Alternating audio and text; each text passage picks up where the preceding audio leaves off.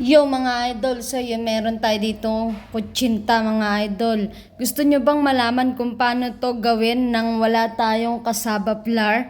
So samahan nyo ako mga idol para makagawa tayo ng kutsinta without kasaba flour. Let's go mga idol!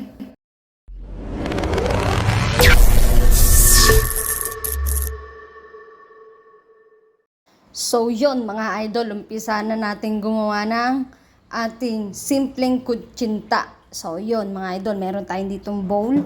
So ilagay na natin yung ating flour, then the cornstarch, then sugar,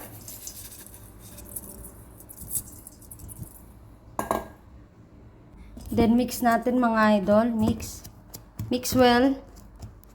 So yan, after natin ma-mix ng maigi, ilagay na natin tong ating vanilla, ating ginawang lee water o lihiya. Then mix again mga idol.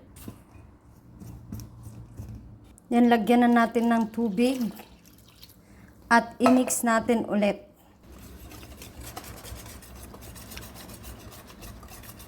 Mix lang natin maigi hanggang mawala yung mga buo-buo. So yan na siya mga idol. Ilagay na natin yung ating aswete. Yung magpapakulay ng buhay ng ating kutsinta. So yan, mix natin maigi mga idol. Yan. Yan mga idol, punasan natin ng mantika itong ating paglulutuan ng kutsinta. So ayan. So punasan lang natin siya mga idol mabuti. Itong ating tray. Then after natin mapunasan yan mga idol, ilagay na natin yung ating ginawang kutsinta para ating masimulan na.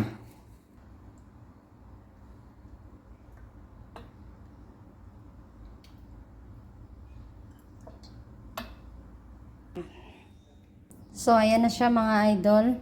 Atin nang i-steam. Yan. So wala tayong steamer. So dyan na natin siya sa oven. Then nilagyan ko lang siya ng tubig.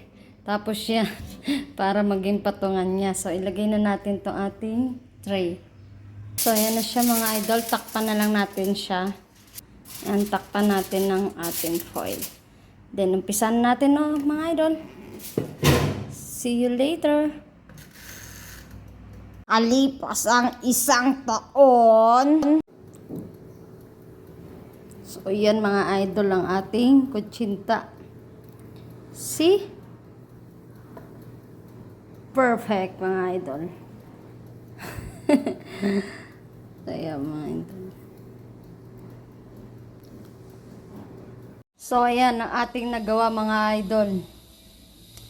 Ang ating kutsinta, ang ating yema, at syempre, ang ating nyog. Yun na mga idol ang ating kutsinta. Craving satisfied na tayo nito mga idol. See? Kaya ano pang hihintay nyo mga idol? Subukan nyo na rin ang ating kutsinta. First time ko lang gumawa na ito mga idol, kaya ganyan pa. Yan na mga idol. Kakain na tayo.